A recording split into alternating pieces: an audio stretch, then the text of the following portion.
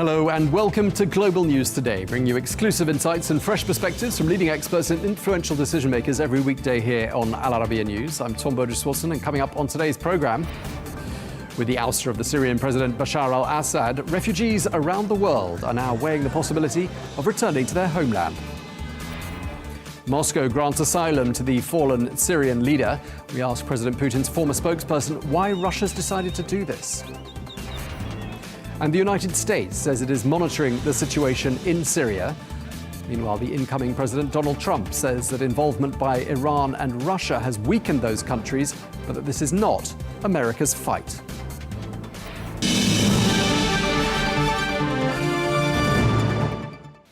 Hello and welcome to the programme. We begin with the latest from Syria, where the regime of Bashar al-Assad fell during the course of the weekend. Well, after a decade of conflict, Syria is still the world's largest refugee crisis. But now the future for Syrians could be about to change, as many people in neighbouring countries like Turkey, as well as in the UK and Germany, are talking about finally returning home.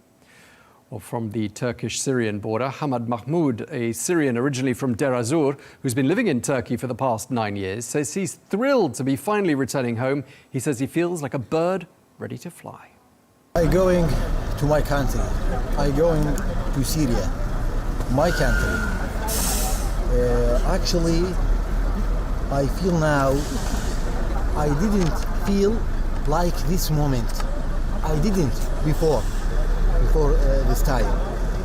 I feel like bird, like I want to fly to sky because I'm so happy. Our country is free now. Well, for Syrians still in Syria, the news of Assad's fall brought a wave of jubilation. Many celebrated and rejoiced. Let's take a listen to what some of them had to say. I am out and about, and there's nothing to be afraid of. The situation in the country is good. We just hope to get the economy moving again. This criminal, corrupt regime, Assad and his father, has brought us nothing but anger, injustice, torture, and a lack of livelihood. My father was in the Syrian army. He used to warn us that the walls have ears when we were younger. So when we asked about what was happening in Hama, or what this criminal regime was up to, he would remind us that we were being listened to, and that could lead to his execution. At this very moment, we are well and safe. The burden, depression, and internal sadness have been lifted from our chests. We've been depressed ever since 1963 until now. Well, since 2011, more than 14 million Syrians have been forced to flee their homes looking for safety. Well, more than 7.2 million Syrians are living displaced within their own country. Around 5.5 million others are living in Turkey, Lebanon, Jordan, Iraq and Egypt. Well, let's get more now, and we can speak to Walid Saffour, who served as the first representative of the Syrian National Coalition to the UK and who is the founder and the president of the Syrian Human Rights Committee. Thank you very much indeed for taking the time to speak to us. We just listened to some people there expressing their hopes for the future of Syria. Some people summing this up as being a hopeful but uncertain future for your country. Does that sound about right? Of course, we are so happy and so pleased for the fall of the dictator regime. But we have a genuine apprehension about the future. And we hope that no international involvement to abolish our pleasure and our happiness. We are so happy that this regime, which deprived us from our homeland for around 45 years, to come from the window after we have been driven from the door by the Syrian youth who left Syria while they were 10 years old and returned. They are now 24 and 25 years old, and they fought with the restraint, and they were observing the instructions given to them to be good and to be very disciplined with all the people, even the enemies, even the people who tortured them. But what happened next is the crucial one for us. Now the Syrian regime, Bashar al-Assad, has fled to Russia. And Russia, I wonder, they accepted him as a refugee for humanitarian reasons. What sort of reasons for a criminal of war? Yesterday, people come out from the prisons, from Sydney prisons, from other prisons, and disastrous stories were told. Children at the age of 1 and 2 years were born in the prisons and the detention centers. People who lost their senses, their eyes, and still tens of thousands of people who were still lost in the Syrian prisons, and their families are looking for them everywhere. So what the reasons for Russia to keep this prisoner of war and this criminal to accept him as a refugee for humanitarian reason? There is no reason but to be brought to justice in Syria or before the international community if they are not safe about him in Syria. Okay, Walid, I just want to ask you about those discoveries at the Sednaya prison. Does that go beyond your worst nightmares in terms of what you thought that the Assad regime was capable of? I think now we are beyond the Assad regime, and we hope for a civilian rule, for civilian government, for a rule of justice, for a rule of equality, and there's no discrimination according to sect or to religion or to whatever. We are looking for democracy and all the people were alike in front of the rule of law. No one is above the other. This is what all the Syrian people are looking for at this moment, except the criminals, except those who regarded Syria as a field and farm for their own interest. This is what we are looking for now. And I think we started a new era now, and we started a new struggle for democracy and for equality and for justice, for the role of law in Syria. Are you hopeful for this period of transition, and when do you think realistically elections could be held? I'm very hopeful that a transition period will come forward, except if there are the anti-change will be involved with the aid of international parties. And I hope that the international community will regard and took into consideration the past 60 years of past rule and 54 years of Assad rules, the rules in black blood on their hands, and not to be involved in a dirty tricks against the Syrian people. We've heard from Tehran. Iran says that the revolution against Bashar al-Assad was an American-Israeli plot to, quote, destabilize the Middle East and redraw its political map. They're saying that this anti-Assad sentiment wasn't in fact homegrown. It came from overseas. How do you respond to that?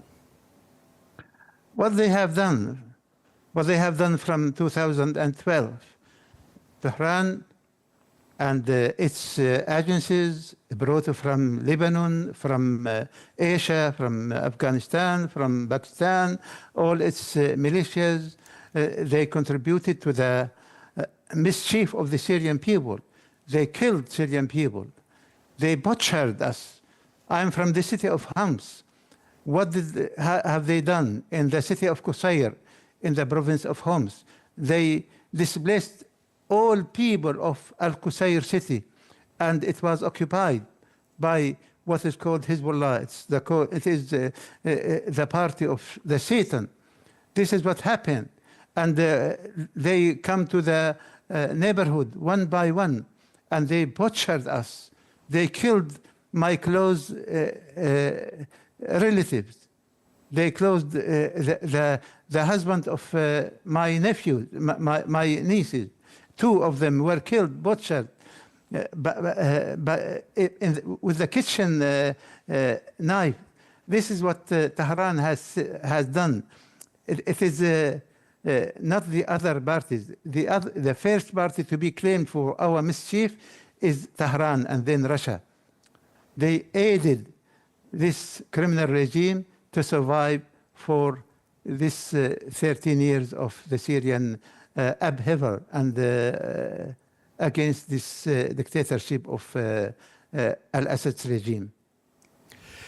Are you feeling that the country is heading now in the sort of direction that you would want to actually return to Syria? Is that something you're thinking about doing yourself, along with the many millions of Syrians who live overseas?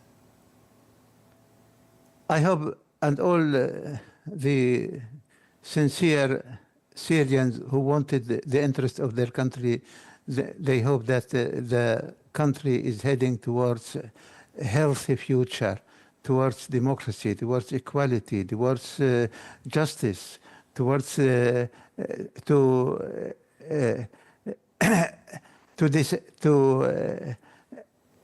leave this black past of the dictatorship to reconciliation with all its components.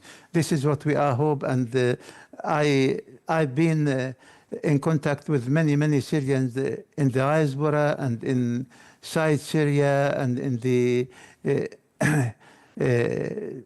countries around Syria where many Syrians are living. We've been in contact with them in the last few days, and all of them are hoping for a better Syria, for Syria where reconciliation was brought about among the Syrian people, all of them.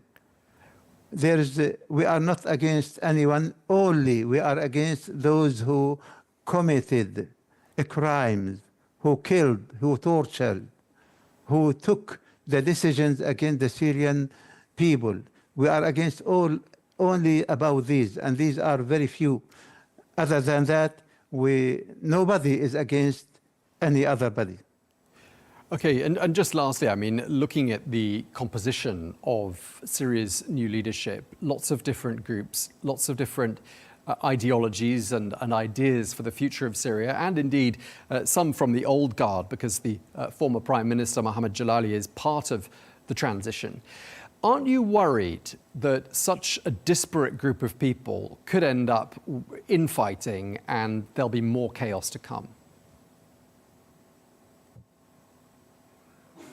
I think our people has learned a lot of lessons from the past, when they were apart and when they fought each other. Now all of them are looking for a better Syria, for a future where all Syrians are alike. And I think as long as all the people are heading like that, and they are trying to overcome all difficulties. I know there are a lot of difficulties in our march towards arriving the last goal and the last end. But I think we are looking for the wise people to overcome all of these with all people in order to reach it. And I hope they will not lose the last chance and come back to give a chance to change people in order to abolish this. I don't want to say it's a revolution. It's a change towards equality, towards democracy, towards human rights, towards justice, towards equality in Syria. Okay, well, thank you very much indeed for taking the time to speak to us. We really appreciate it. Walid Saffour, thank you. Thank you very much.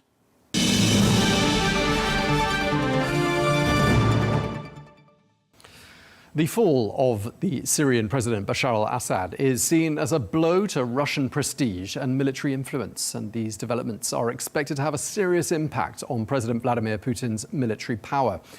Well, Moscow has kept a naval base in the Syrian city of Tartus since the Cold War, and Russia has relied on its air base in Syria's Latakia province as a hub for projecting power in the Middle East. Well, Bashar al-Assad and his family have been granted asylum by Russia.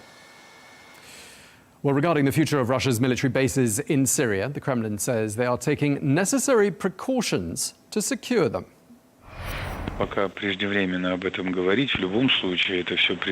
is too early to talk about this. In any case, this is all a subject for discussion with those who will be in power in Syria. Of course, everything that is necessary is being done now. We are getting in touch with those who can provide security. And of course, our military is taking all necessary precautions. Well, let's get more analysis now. We can speak to Sergei Markov, who is the former spokesperson of President Vladimir Putin, who joins us from Moscow. Thank you very much for joining us once again on Al Arabiya News. Earlier on today, we saw images of the Syrian embassy in Moscow. A new flag has been hoisted outside that embassy. What message do you think that sends? This is message not only from Russian, but first of all from the ambassador of Syria. He not only changed the flag from former government to the new government, but also he very strongly criticized previous leader of Syria, Bashar al-Assad. He told us about corruption, about bad ruling of the country. So this is decision not Russian authority, but it's decision of the ambassador of the Syria to Russia. It's first.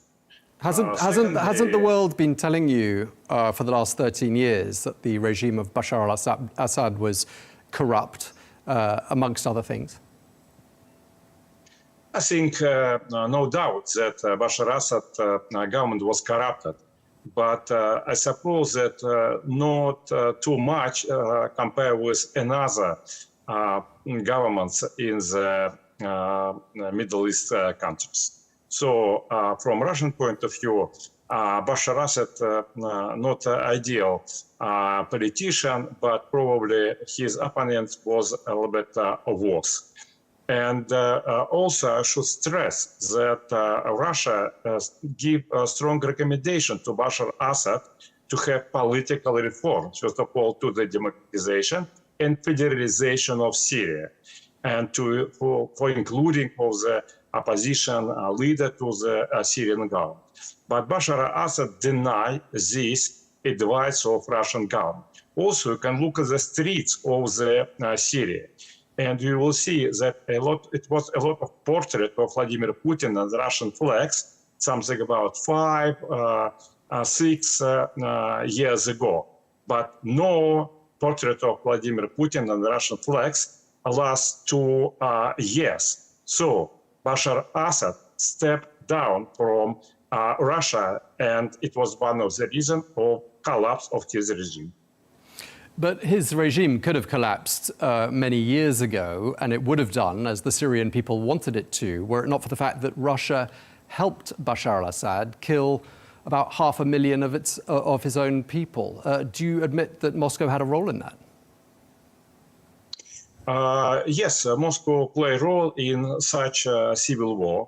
But I should repeat, it's not because Russia saw Bashar al-Assad as an ideal political leader, but because Russia saw that Islamic State was a main enemy of Bashar al-Assad and who attacked Damascus was much more worse than Bashar al-Assad. So Russia, first of all, helped to crash such radical Islamists like Islamic states in Syria. It was the main Russian deal. Then Russia tried to help Bashar al-Assad to make transformation to the more inclusive, more democratic, more federalist government in Syria, but was not successful in doing this, probably because Bashar al-Assad preferred to listen to more Iranian friends than Russian friends. But only last week, Russia was carrying out airstrikes in and around the city of Homs.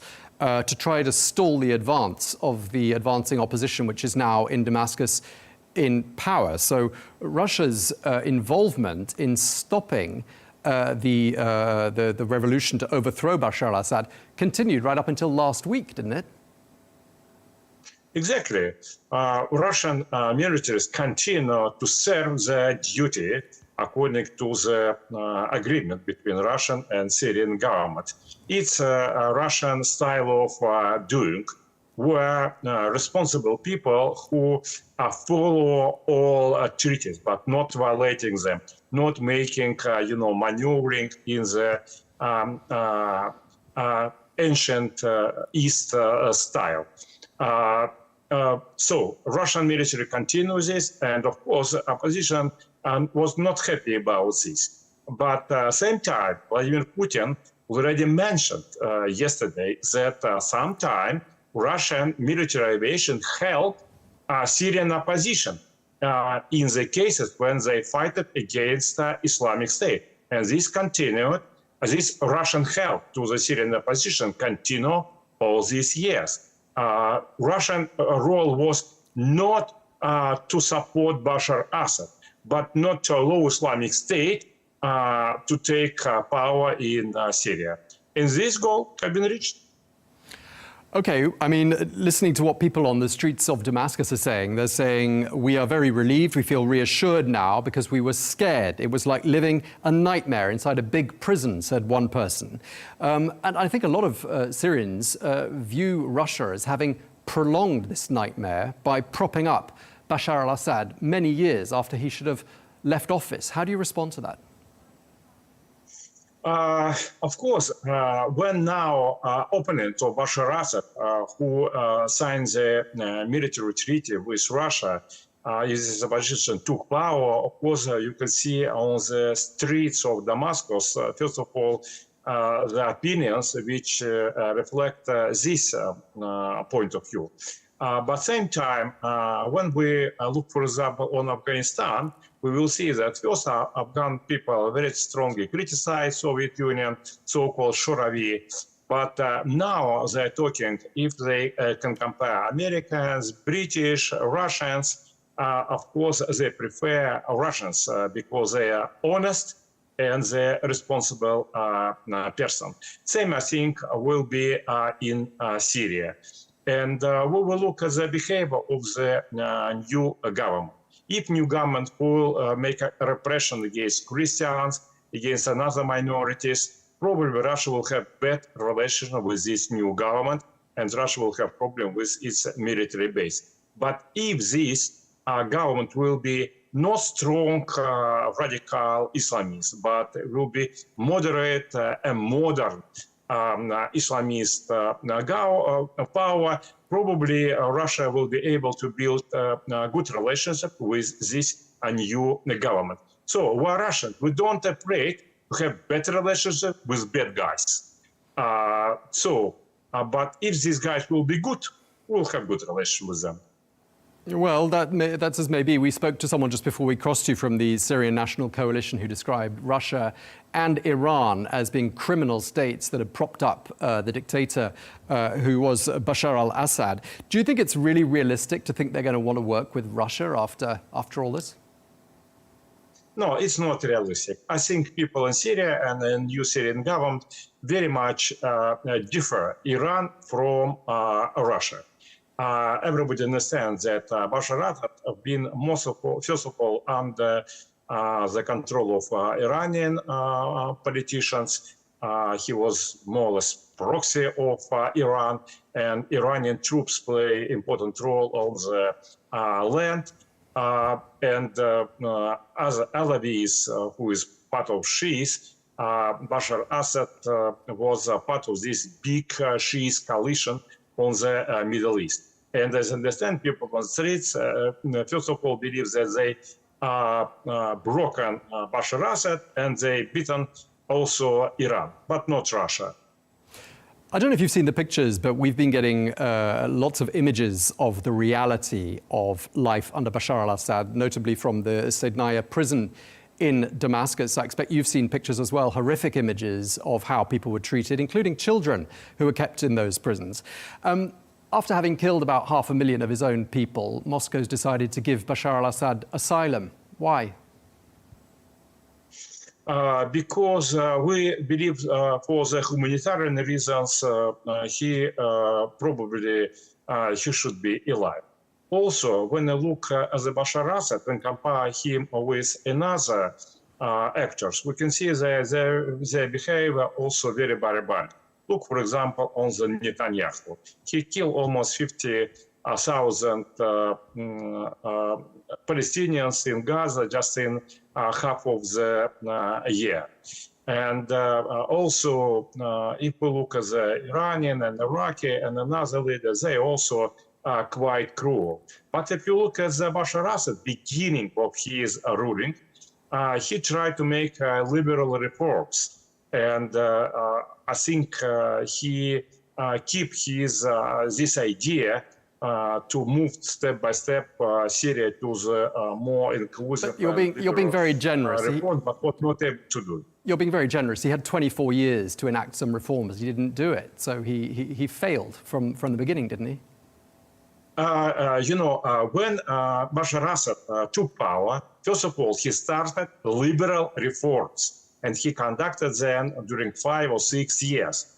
But after these liberal reforms opened the window for military attacks of his opponent against him, he stopped such liberal reforms. Of course, difficult to expect from any leaders during the civil war to be liberals. I think liberals usually don't take Kalashnikov.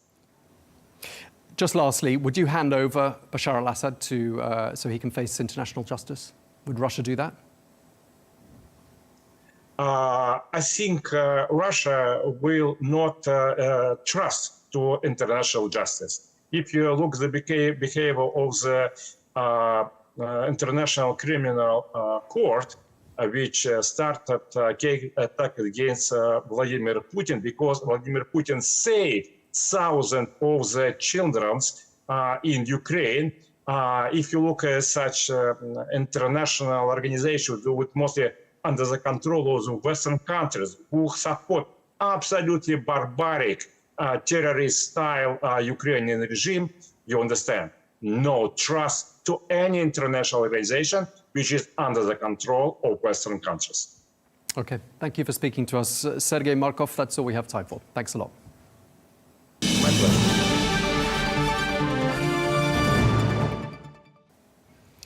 Meanwhile, the United States is weighing its options to react to these latest developments in Syria, as analysts say that the Biden administration may have been caught off guard with the rapid downfall of the former Syrian President Bashar al-Assad. Meanwhile, US ally Israel says it has seized control of a demilitarized buffer zone in the Golan Heights. It also says it's going to step up airstrikes on Syria if required. Well, both Israel and the United States are watching the fall of the former President Bashar al-Assad with concern as armed groups with extremist ideologies, they say, have taken over the reins. Well, US President Joe Biden, meanwhile, has called on Syrians to, quote, forge their own future, free of the opposition. This while also expanding on the administration's intentions moving forwards. Well, the US will engage with Syrian troops alongside the UN to establish this transition. This according to the president, who said these comments on social media. Well, President Biden also says that the United States will help ensure stability in the East and maintain its mission against ISIS in Syria. Well, the US president is also promising to support Syria's neighbors, Jordan, Lebanon, Iraq and Israel, in case of any threats, acknowledging that the fall of the Assad regime brings with it some risk and some uncertainty. Well, President Biden has also claimed that the United States played a part in the downfall of Bashar al-Assad. Let's listen to what he said. The upshot for all this is, for the first time ever, neither Russia nor Iran nor Hezbollah could defend this abhorrent regime in Syria. And this is a direct result of the blows that Ukraine, Israel have delivered upon their own self-defense with unflagging support of the United States. Well, for more analysis, we can speak now to James Jeffrey, who is the former US Special Envoy to Syria and Deputy National Security Advisor, who joins us from Washington. Thank you very much indeed for taking the time to speak to us. Are you optimistic that there will be and can be an inclusive political transition there in Syria? What are the early signs telling you? I'm optimistic that it is possible, but only with very active engagement of the three countries that are most involved, which is US, Israel, and Turkey, because all three of us have troops on the ground with the support of the Arabs, Europe, and in particular the UN, which has a specific mandate. So yes, it's possible. And the initial indications are that the people in charge, which is still the Hayat Tahrir al-Sham people, HTS people, under their commander Jolani, are trying to reach out, but we have to watch this very carefully. I think President Biden got it right. This is a historic opportunity, but it is also a time of risk. Yeah, I mean, the group you just mentioned, HTS is a former affiliate of al-Qaeda. Do you think they should be removed from the list of designated terrorist organizations so that that dialogue can take place? I think there should be discussions. There are ways in the U.S. government that we can talk with people on the designated terrorist list without being official about it. Those talks should be going on now. It's not something we should give away for nothing. We want to have certain assurances. They begin with the safety of our troops and the continued fight against the Islamic State in the east of the country, but also the protection of our Syrian defense forces, colleagues, the Kurds in the northeast as well. Just about a month or so left of the Biden administration. We heard from the incoming president, the president-elect Donald Trump, saying Syria is a mess, but it's not our friend. The United States should have nothing to do with it. This is not our fight. Let it play out. Don't get involved. Do you agree with what he said, and do you agree with that course of action? Well, I agreed with President Trump's equally dismissive attitude towards Syria, blood and sand, when he was president and I was a Syria envoy.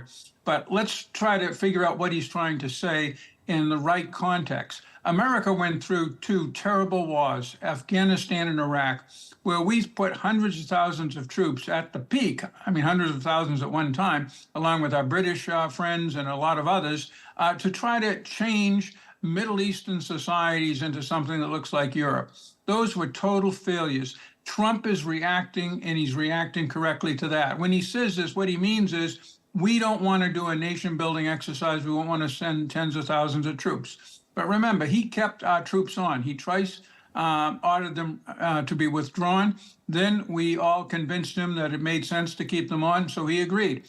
We have huge interests that he understands central to the Middle East and Syria, with our NATO ally Turkey, with our close partner Jordan, our close partner Israel, our close partner Iraq, and on into the Gulf. These things do not allow us simply to walk away. There is real danger at this moment. I agree there's an opportunity as well, but there is a real danger of instability in Syria and by extension for all the countries that it neighbors and beyond that, isn't there?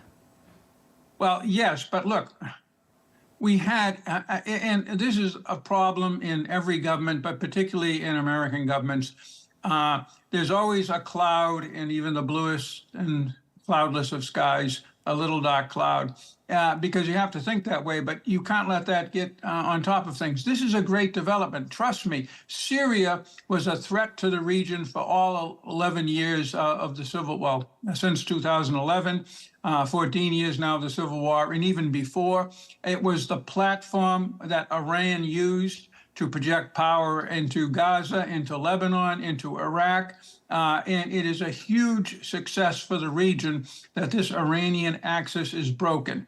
We can deal with instability in Syria. I hope it doesn't come to that, but if it does, we can deal with it a lot easier than we dealt with the Iranian threat to the region, because that threat has just produced 14 months of war, total war across the region, the Houthis, Lebanon and Hezbollah, Hamas, Iranian, Israeli missile strikes. So yeah, this is a good thing for the region. How good, we have to see. Yeah, I mean, Iran sounding quite nervous, quite understandably nervous about the situation in Syria. We've heard from Iran, in fact, the Iranian news agency Fars saying Bashar was an opportunity for Iran, but he didn't pay enough attention to the recommendations of the Islamic Republic. I mean, just how vulnerable would you say Iran is looking at this particular moment? First, on that comment, we worked officially and unofficially for years with the Russians. The Russians, all the way up to Putin, who Mike Pompeo and I met in Sochi in 2019, considered a compromise solution under the aegis of the UN and UN Resolution 2254 to reconcile groups and have a new government, even if Assad could be normally in charge. Every time Assad said no, and all indications we got, including from the Russians, is that it was the Iranians who wouldn't let him move. They created this monster. They supported him through the blood of 500,000 Syrians, and they're going to have to live with the wreckage that they created.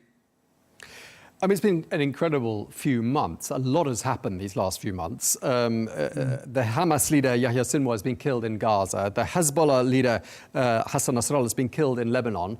Bashar al-Assad is now no longer in office in Syria. Do you think this means that Israel's security is significantly improved as a result? To use a quote I like from Apocalypse Now, this smells like victory. Victory for? For the entire region, for security, for Israel, for the United States. Look, there's been 6 conflicts in the region. One of them didn't involve Iran, Libya, and it's the one that was easily resolved, although you had the Turks, the French, the Russians, the Emiratis, terrorists, and everybody else involved. It was as messy as any of them, but it quickly came and went in 2020, didn't it? The others, Gaza, Lebanon, Syria, Iraq, Yemen, they drag on for years. What's the delta? It's that Iran is involved, and it's part of its proxy strategy for the region. That strategy has just been blown up. This is really good for the region, whatever comes out of Syria. I don't know if you've heard this, and there's reports that I've been reading that sound like Bashar al-Assad was getting increasingly desperate in his final days in office. It's reported he tried to cut a deal with the United States, whereby Assad would sever ties with Hezbollah and the Iranian axis in exchange for help from the West to stem those fighters coming down from the north of Syria. Do you think that's true, and how do you think that was received by Washington? Well, I think that, I know it is true in the sense that Washington was dangling in front of him. We will lift our sanctions if you cut off ties to Iran, in particular the flow of Iranian weapons to Hezbollah. I think that was true. Assad, in the end, didn't grab it.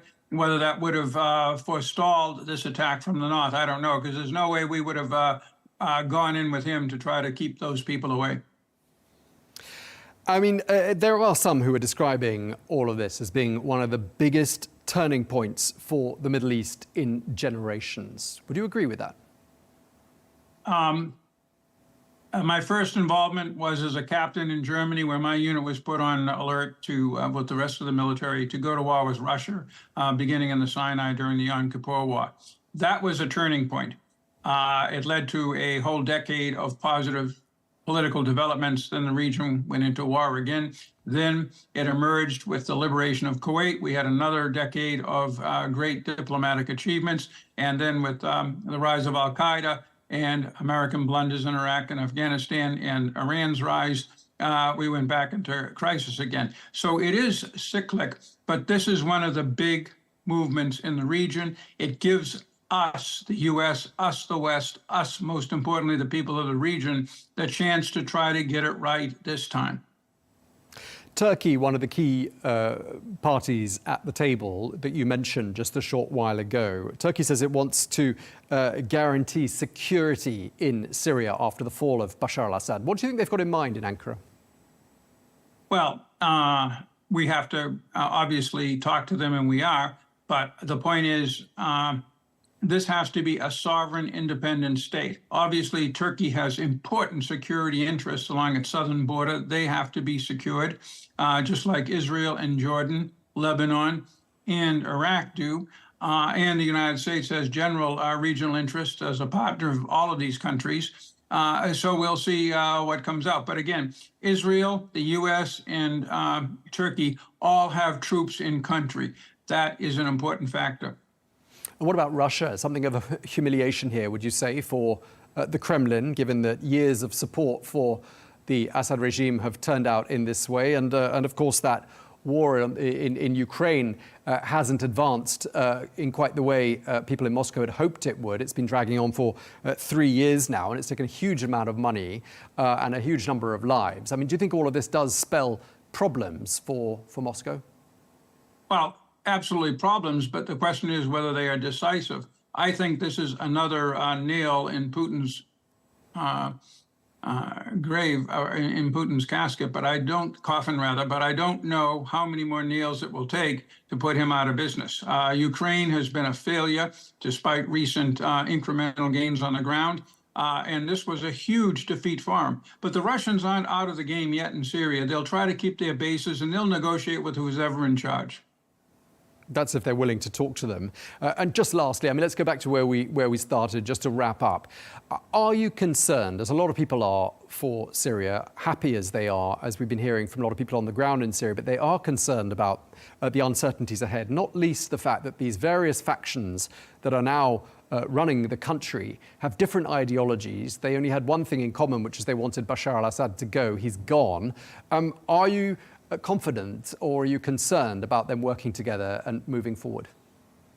Oh, it's going to be terribly difficult, it may fail. Again, look at the example of Libya. A lot of outside major power intervention, a lot of splits, terrorists, the whole the whole smorgasbord of problems. But the international community has managed with Libya pretty well. We can manage with Syria, I think, because the main thing that is now absent is Iran. I cannot underline how effective, particularly with Qasem Soleimani, Iran was over 20 years in using these regional conflicts and all of these messy situations you described to advance its regional hegemonic agenda. Well, that agenda is now crashed and burned. Okay, well, we're going to have to leave it there, but we really appreciate you taking the time to speak to us. James Jeffrey, former US Special Envoy to Syria and Deputy National Security Advisor. Thank you very much indeed for your time. Thank you.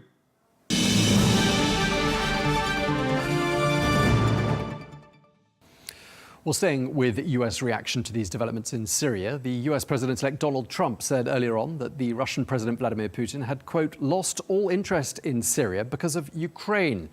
Well, he also praised Israel's fighting success, he said, adding that Russia and Iran are now in a weakened state. Well, for more analysis, we can speak now to Simone Ledeen, who is a former US Deputy Assistant Secretary of Defense for Middle East Policy. Thank you very much indeed for taking the time to speak to us.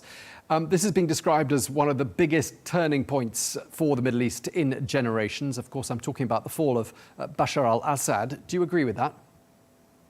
I do, yes. This is a tectonic plate level shift in the Middle East. And I think anyone who wants to draw any conclusions at this point is quite premature. I think we're all watching it play out in front of us without a clear idea of exactly where this shift will stop.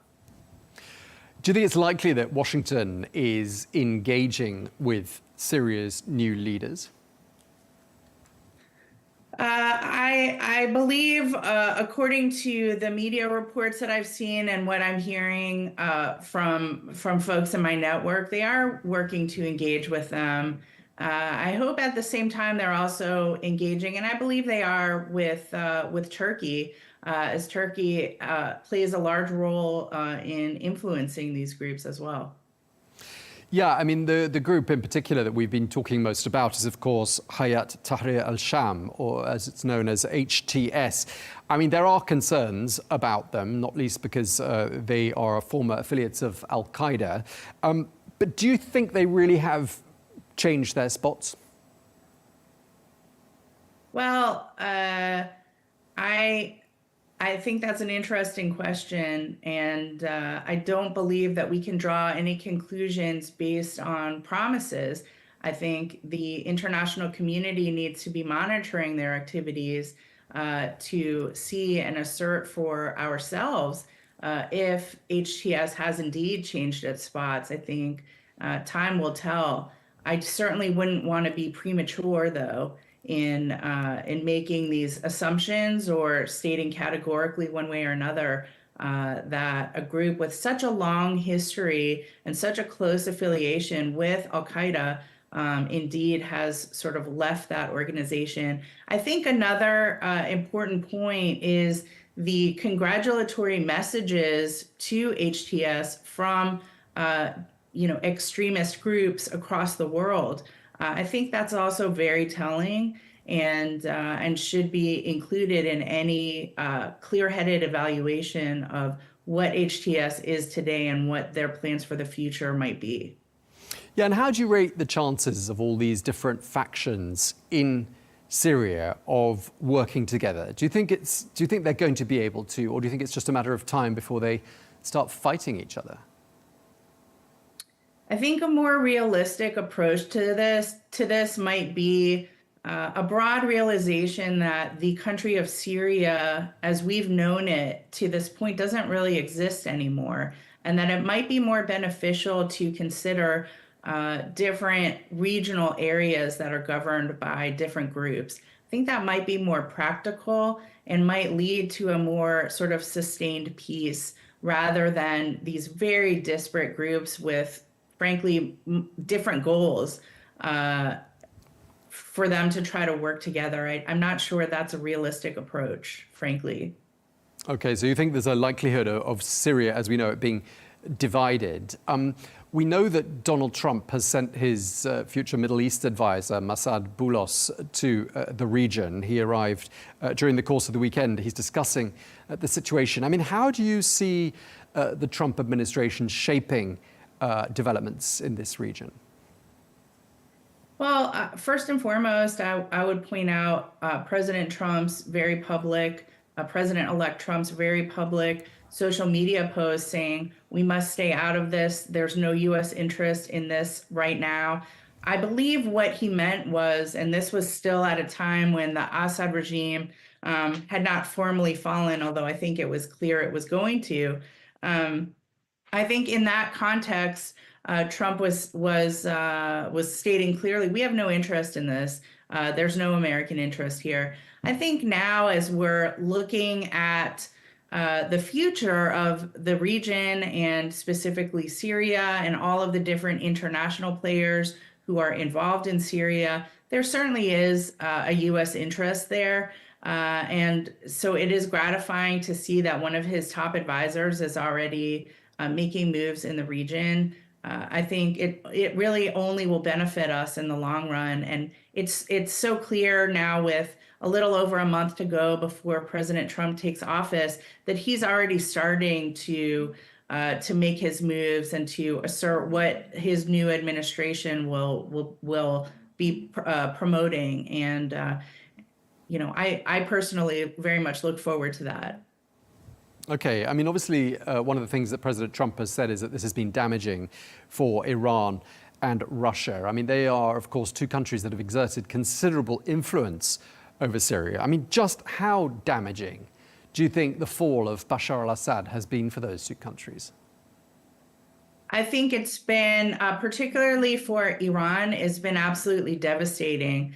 I think for Russia, it remains to be seen. I saw reports leading up to this program that Russia intends to maintain its forces in Syria. So we'll see, Tartus in particular, we'll see how that plays out.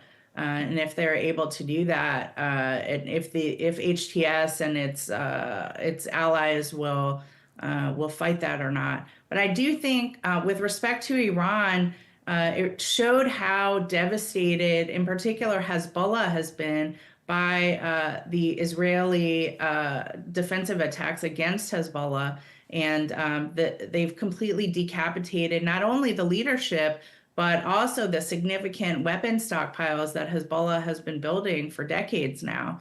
So they were completely incapable of acting, incapable of defending Assad, who allowed them to continue to move weapons between Iran and the border with Israel for all of these years. So Iran is effectively defanged. If they were going to make a move, they would have. They just can't. So I think this has been devastating for Iran, and certainly Erdogan in Turkey saw the opportunity, saw how defanged the Iranian regime is, and therefore with the groups that he's been supporting, made his move, and that's what we're seeing play out now. You mentioned those weapons stockpiles across Syria. There are also some pretty dangerous weapons. I mean, obviously all weapons are dangerous, but I'm talking in particular about the possibility of there being chemical weapons amongst them. Do you think that's likely? Unfortunately, yes, I do think that's likely, and in violation as well of an earlier agreement that was made with Russia, who had promised to make sure that Syria got rid of the stockpiles that it had of chemical weapons and did not begin producing new chemical weapons.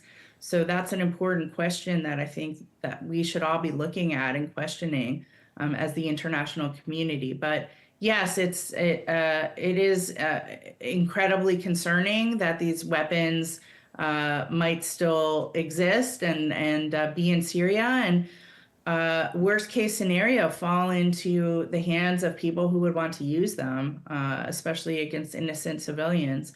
So I hope there's a serious effort underway. I know President Biden made a comment about it, but chemical weapons, I think for those of us who have any experience in that world, incredibly concerning because they're so easy to hide, to move. Obviously, there are protocols that are needed to protect the carrier from actually, getting caught up and misusing them or mishandling them. But at the same time, we need to make sure that they're destroyed or that they're protected. The stockpiles are destroyed in a safe manner. And so, yes, I'm very concerned about that. And I think the international community would be as well. Bashar al-Assad has been granted asylum in Moscow, we understand. He's presumably not going to have much to do now that he doesn't have a country to run. He had a sophisticated PR machine working on his behalf in Damascus. In particular, they succeeded in confusing journalists and confusing the world about the realities on the ground in Syria. What needs to be done to ensure that Bashar al-Assad and that PR machine don't carry on from a distance, trying to confuse and divide the country of Syria as it undergoes this new transition? I think that's a very interesting question. The best thing that I believe that we all can do is to highlight and call out the propaganda and the lies where we see them. As you pointed out, a lot of the propaganda that has been disseminated has been proven to be false, and that is a great place to start. I think the credibility of the organizations that propagated this has been drastically undermined, and so I think it's important as we move forward to point out how indeed this has been propaganda and how perhaps some of us were fooled in the past, but now we see the reality on the ground of what has happened and what is happening in the future. And I think with Bashar al-Assad now in Moscow and out of Syria and without access to a lot of the institutions that he was using to do this, I think it will be much more clear moving forward. Okay, and just lastly, Simone, I mean, we've all been looking at these developments in Syria with disbelief. I've been covering the story for 13 years. You've probably been covering it for a similar amount of time, obviously with a different hat on. But what's really stood out for you out of all the images that we've seen coming out of Syria these last 48 hours or so? What's really struck you the most? I think above all, the images out of Sednaya prison where there appear to still be people who are trapped inside the prison, and they're trying to figure out how to get them out. There are actually images that recall to me images from World War II and the liberation of the concentration camps, and the faces of the people who were liberated. It's incredibly just emotional, really hard to put into words the suffering of those people, and the fact that they're getting freed now. I think there's a lot of reason to feel apprehension about the future, very real reasons too. But I think also important to take a moment to celebrate the release of these people, many of whom were political prisoners who their crimes were minor compared to what they've suffered since. And so to me, these are really the most powerful images so far. And I hope for Syria, for the Syrian people, a new day and an opportunity for self-determination and in a positive direction and a peaceful direction. And I think the international community hopes that for them as well. Okay, well, thank you very much. We really appreciate you taking the time to talk to us. Simone, Ledeen, thank you very much indeed. Thank you.